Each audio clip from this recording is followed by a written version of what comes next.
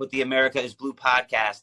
Hot off the wire here. Chelsea are now on what is called a winning streak. I can't believe it. Once you do it 3 times, it's a winning streak.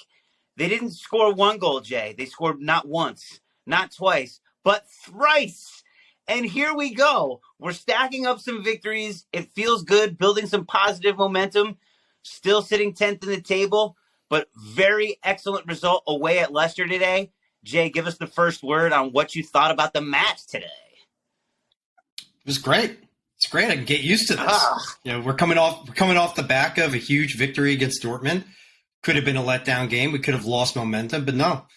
Stuck it to Leicester, dropped 3 in the bucket. Could have had, 5, 6, 7 if it wasn't for offside flags and a lot of wood. But this is great, man. We're getting good performances from almost everybody on the field. Guys are starting to sync together. And I think this change up going back to playing 3 in the back and letting our wingbacks do what they need to do, this has worked out great for us. So all good things in Chelsea world. Just crazy because it hasn't been this way in a long time. No, dude, it's amazing. And getting Mudryk to start, having 3 in the back, it's clearly where we're most comfortable operating. And to me, the word for the game is encouraging. We're getting into an encouraging stage now because we're showing signs of competence and we're actually showing some signs of evolution. Looking in the mirror, realizing how we can and cannot play. And I will say, Graham might have found out a little bit of a recipe here. Hopefully we can continue to evolve and grow and we'll continue to see positive results. But we got to take what we're seeing and we're seeing positive signs, encouraging signs. Absolutely. And I like the little tweak up top. Having Havertz play a little bit more of a winger and having Mudryk be the guy who's spearheading the charge. Small tweak, but I liked it. And I thought that all of the guys on the front line did a good job of threatening Leicester's back line. There were a lot of good runs behind. There was a lot of good link-up play. And this is the fear of going to a back 3 is that you're going to be so stout in the back. You're hoping that you get the width and you're getting the attacking returns from your wingbacks, but it can leave those front 3 guys on an island to just get clamped down and have a change of possession. And we've looked pretty good. So I hope we continue. I have one little knock on the game, which we'll get into, but we're talking like 95% positive and one little hiccup that may need to be addressed depending upon what personnel we throw out there. But all great stuff. It allows Kai to be a little bit more disruptive in a positive way, in the sense where he can disrupt play for the defense, kind of keep people off guard. Is he going to cut inside? Where is he going to put this next ball? But he's looked really, really dangerous, and I've seen some really, positive and encouraging signs from him too. Having him round into form at this time of year as we're trying to make a push for some sort of European place and still competing on the Champions League front, it's critical to have him in top form. And if we can find a spot where he can continue to contribute, it's going to bode very well for us as we head into the home stretch of the season. Absolutely. And listen, man, we have a lot of depth, and we've seen some rotation in the squad over the last few games because of illness and other things. And the guys collectively, regardless of any sort of changes, it feels like they're starting to come together a bit, which is a sight for sore eyes. This has been great. No doubt. So, look, man, you pointed it out. Having kind of Mudryk up top, running as the tip of the spear was definitely a nice change. I thought we started off a little bit slow. To be honest, Leicester started out on the ball first, had a little bit more of the better play in the first couple of minutes. But Kalidou Koulibaly coming up with a very interesting cross and Chile with a beautiful left foot through it, just placing it right on the post. It was going to be something dangerous regardless, and it was a botched effort by the keeper. We benefited. Can't believe that we were slotting up a goal in the first 15 minutes. Only the second goal that we've scored in the first 15 minutes in the whole season of the Premier League. Unbelievable. Who better than Ben Chilwell to show us how to score a goal? Yeah, he's been coming on, right? It was a couple of games ago. He looked good against Leeds. It was a little bit, I felt it was like a little bit of rust, but he was making all the runs. It just that little extra touch of polish just wasn't quite there yet. He played a hell of a game against Dortmund. He came into this game. I thought he played great today. The goal was fantastic. I mean, he plays a nice cross in. Koulibaly gets it, has a nice move toward the end line, plays it back across, pure volley, no touch, and just drills it at the near post. Beautiful. Beautiful. It reminded me, I've been thinking over the last couple of weeks, and I've been meaning to mention it on here, where we've been struggling so hard to find goals. And in the past, over the last few years, when we've had these games where it's been a little bit of a grind and we haven't been able to find a way to get I know one where in. you're going. I know where you're going. My man, Marcos Alonso, of course. used to just come up once in a while, just out of nowhere would just come up. A ball would just be flying across, and he would just throw his laces through and just find goals and put us ahead and get us in advantageous positions. And this goal reminded me so much of that. And Chilwell's capable of this, so this isn't completely out of sorts for him.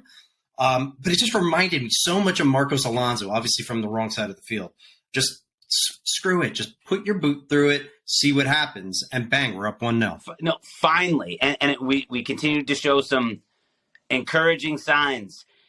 Once we got that first goal, we were able to try to put a little bit more pressure on, I thought. I liked the high press. I liked the way that we looked up front. And Mudryk also changes that whole dynamic from the defensive front as well, because that extra bit of speed.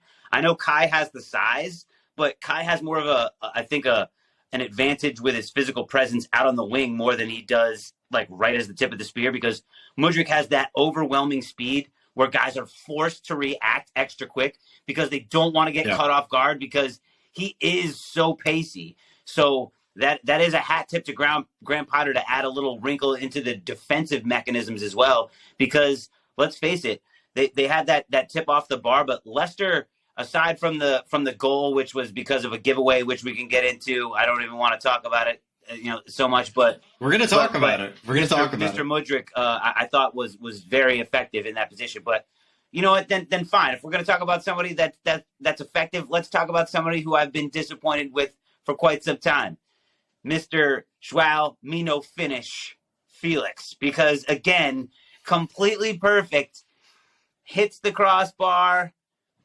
Missing wonderful chances, the critical giveaway for the goal. I mean, this guy is all bark, no bite. And you know what? It's time to realize that he's not going to be a part of the squad moving forward because the guy can't finish. And it's all crackle, no pop, nothing that's real and substantive that actually results in goals. So I think it's time to move on from him in the squad. I'm not ready to pull that trigger yet. I'm somewhere in between, right? Like he's somewhere between Timo Werner, where it's just nothing goes in. Like it's either bad luck or it's just something. He does a lot of the right things. I love the way he progresses the ball. I like the way that I think his passing. I think a lot of what he does in progressive attacking, it really does help this squad. It really does. He should have scored twice, Jay. He should have scored twice, and then he gave the ball away. Listen, the first one, in the 23rd minute, he bounces it off the wood. The guy has hit more wood than a freaking lumberjack. He just continued. But again, if you're that close, I mean, dude, you're talking about fractions off. It's not like he's screaming balls into the stands. He's putting himself in the right positions. I'm just wondering, because you're right. It's like it's either one of two things. It's either the luck starts to have to form for him and these balls start going in that he's bouncing off the post. I mean, how many times can you hit it? I know he's not aiming for it. Or there's not quite the amount of composure that we are looking for from a guy that's got that kind of a price tag on his head for him to be a permanent mainstay in the team. So you had the woodwork, you had the goal, which was called for because he was offside, and there was a lot of offside, which was a beautiful goal. I was sitting there screaming. I'm like, this is what we want. Like, this is great. And again, he was offside. And but then, it was all on him. Absolutely, it was all on him. He should have had the composure, the requisite amount of composure to finish. And he was wide open. He had no business being offside from that position. Perfect goal scoring chance twice. Hit the woodwork and then blatantly ran himself out of position. Yeah, he missed time. He missed time his run. Yeah, he missed time his run. And obviously, he was hoping that somebody was behind him. He took 2 off the score sheet from us, and then gave the ball away on our own half to make it 1-1. He was the reason why the game was tied, and why it should have been out of reach at that point. We could have been up 3-0 easily, at least 2. There, I'll obviously losing it where he lost it was bad, and it did lead to the scoring opportunity, which Daka nailed. I'm looking at my notes. about 15 minutes prior to that goal being scored, I'm writing down, I'm like, the Enzo Kova pairing is leaving too much space right in front of the back line. There were a lot of chances in that exact same spot. Because again, you have two guys who are playing in a pivoting midfield role. You only have two guys there. Again, you're looking for width.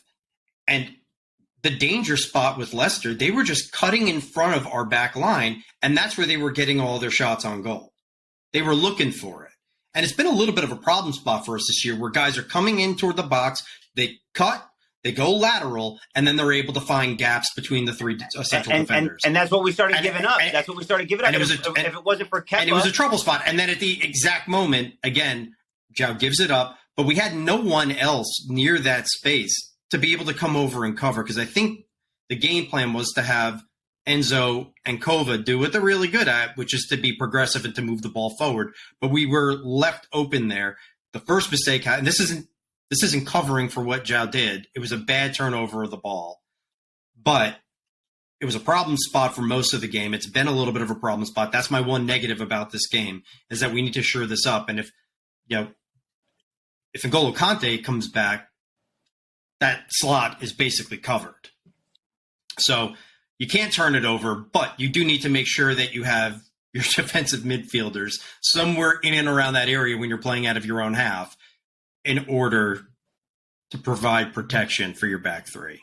So, yeah, there was a lot of mistakes that happened on that one goal, and it all started with your boy, João. Yeah, and I mean, he's exciting. He's got wonderful skills.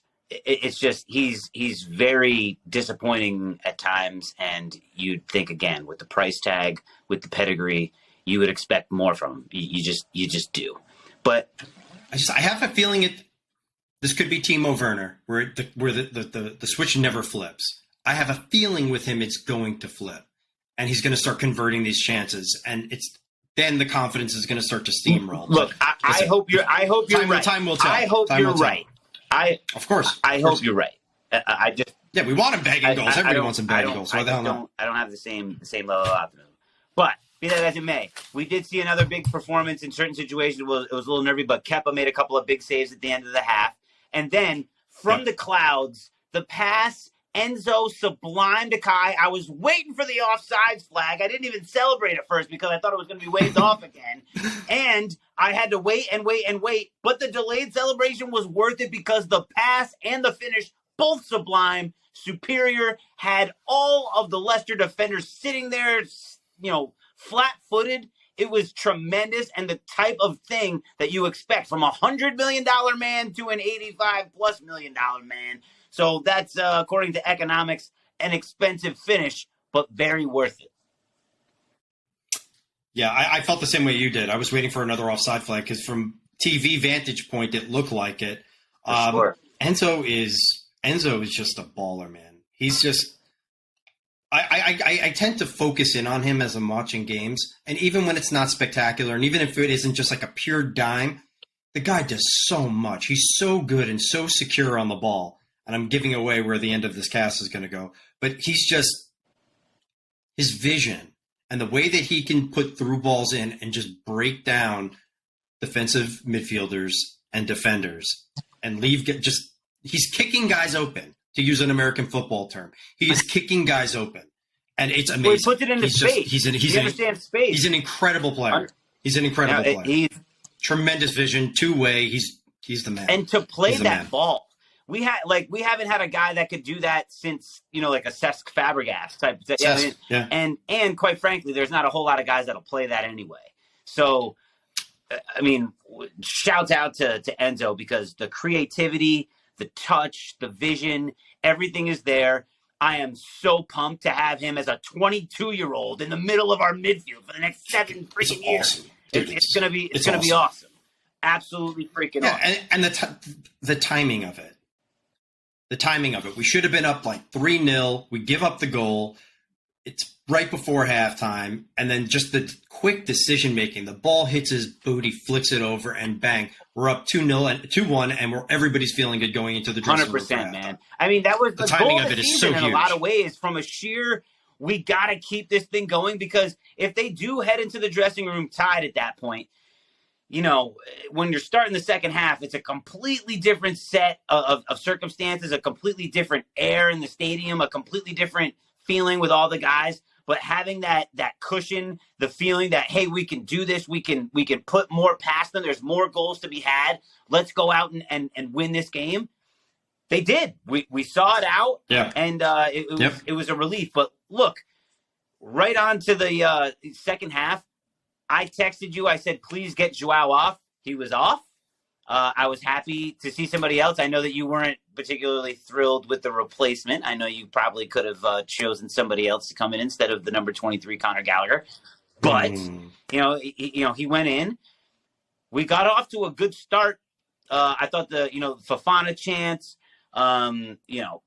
get a little bit of a different pace of play with taking Joao off, I think was good for the entire squad. We were able to focus on our shape a little bit more.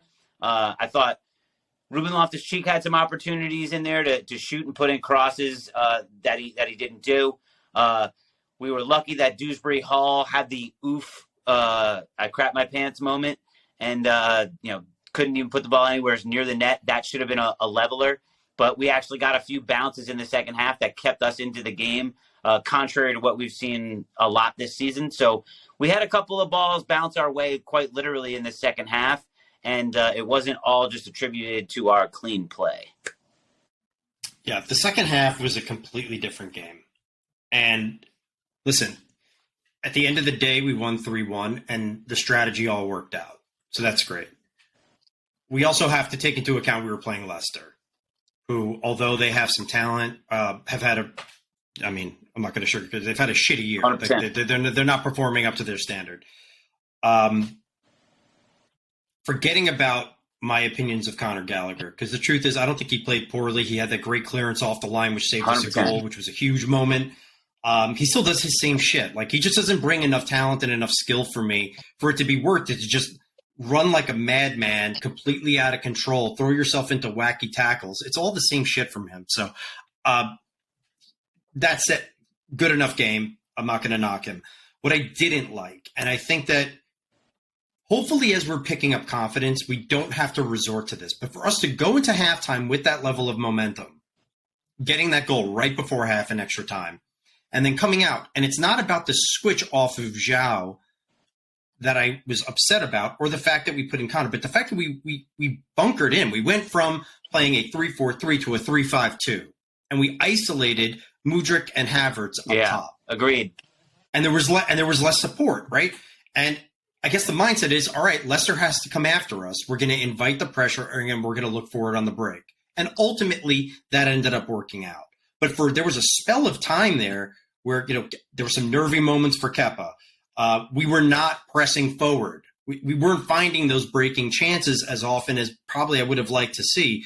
And there were too many times when, again, Mudryk and Havertz were left isolated up top and were basically nullified. And I think against better opposition, they put it to us. We're going to get hurt continuing to do that. So I did have some concern as I was watching through the second half, and we were starting to see the chances roll through. Hopefully, as this thing continues, and hopefully it does continue with confidence and with these guys starting to gel together, there'll be more confidence placed on the players to be able to maintain their standard of play with an initial strategy and wait until, I don't know, longer than the entire second half of the game to start to bunker in. Well, I think we got to take a front foot mentality. We came out of the gate, quickly in the second half. Why can't we sustain some of that pressure early? Because those are the types of situations where, if you can get a third and go up 3-1, before another 15 minutes have passed, before you hit the 60-minute mark, it changes the complexion of the game. And I'm not saying a 2-goal lead is completely secure in the Premier League, but it gives us an opportunity to play from a position of strength instead of always, just being one mistake away from either losing 2 points or even losing a result altogether. So I think our mentality from that perspective just needs to be more progressive, and also just, try to be more mindful of, we have a chance to really take the game by the scruff of the neck and just put the team away. So I say be more aggressive, especially, coming out of the second half, really pressing high and getting the most out of our team instead of just trying to sustain pressure and weather the storm. Yeah, absolutely. And I'm all for being pragmatic, but pragmatic is not making that change at halftime and looking to kind of hold on and bide your chances. I think that it's a little bit too conservative for my liking. 100%. And I think to your point, it's like if we were able to score in the first 10 or 15 minutes, or if we were really dictating play, you've put Leicester significantly on their heels. And with a team that's that far down on the table, it's pretty easy to rattle that cage. It's pretty easy to rattle that cage. We've seen it with our squad. Okay, it's like as soon as something bad happens, the heads start to hang. So again, at the end of the day, we won 3-1. We bagged 3 goals. We haven't seen this stuff happen in a long time, so I'm thrilled. It's just, again, extending the scope forward when we're going up against better teams. Like if we're going up against a dangerous squad, even if they're out of form, like Liverpool, which we're playing in a few weeks, and the same circumstances are in that game, I don't want to see this because they're going to make us pay for it. Well, let's talk about that third goal because your boy Kova only scores crazy goals. Whenever he wants, it's going to be a ninja kick, a crazy, ridiculous reverse slice, something. I mean, this dude, he doesn't score them often, but when he does, they are eyebrow raisers, man. Unbelievable, this guy. I don't want to speak out of turn, so correct me if I'm wrong. The initial through ball to Havertz, I was looking in the replay and I couldn't see it. I believe that was Enzo again. I'm fairly certain it was. The through ball into Havertz that set that thing up was, again, another beautiful pass that just opened up. It just uncorked the entire defense. Havertz plays it across to Mudryk. Mudryk does his best to rebound, gets the head across in Kova, right place, right time. And yes, the Fruit Ninja just slices it directly into the net. It was another great goal. I mean, style points 77 minute, put the mile. game away. Beautiful. I mean, it's unbelievable. He's got, I want to say like 4 or 5 goals completely in his career, and 3 of them I can actually just recall like from complete memory. He's had some of the most unbelievable goals we've ever seen. He just wants them to be so unbelievable. He only does it, once or twice a season. So it's a very, goals are an acquired taste from his perspective, but man, his have a very, very, very sweet vintage when they do decide to hit the back of the net. Yeah, absolutely. And then we saw the game out. Yeah. Saw the game out. Kept the fresh bodies on the field. We came out of the game with few nicks. Kai Havertz has a rake across his belly. I think that's about it. Came away healthy, came away with a victory, and now we're on to the next one. So yeah, well, but another big win just to keep the momentum. We just got to keep the momentum and keep progressing. 3-3. It's taken a while for us to get here. We're here. Yeah, 3-0, man. Let's keep games. it going. But it's amazing. Before we wrap it up, let's get to the Man of the Match award, which is, as always, brought to you by All Out Fitness. And at All Out Fitness, they're encouraging individuals to be their best selves. Jay, who is your Man of the Match? Taking 3 points away at Leicester in the Premier League this Saturday, 3-1. Who's your guy? I already hinted I'm giving it to Enzo. And argue with it. It's just, again, I'm googly-eyed for that man. I look at him in the midfield, and I feel secure. I feel safe with him. He's like Allstate. He makes me feel safe. He's like Allstate. He makes me feel safe. Great on the ball, great vision, barely misses a pass, barely makes a mistake. And again, he's the guy who's going to be able to set the tone and play the ball in, unleash some of the fury that we have. I love the dude. He's young. He's amazing. I can't argue with it. He was definitely the second guy I was looking at, but I am going to give it to the often maligned Kai Havertz, who is rounding into form. He's been very, very dangerous. He's been very creative. I think he deserves a lot of credit for the way that he played today. The finish was super important. He's really stepped up lately. And we've said it before. If we're gonna bash the guy, we got to make sure that we give him his plaudits and give him his props when he comes through. I think he definitely deserves his flowers for this performance again.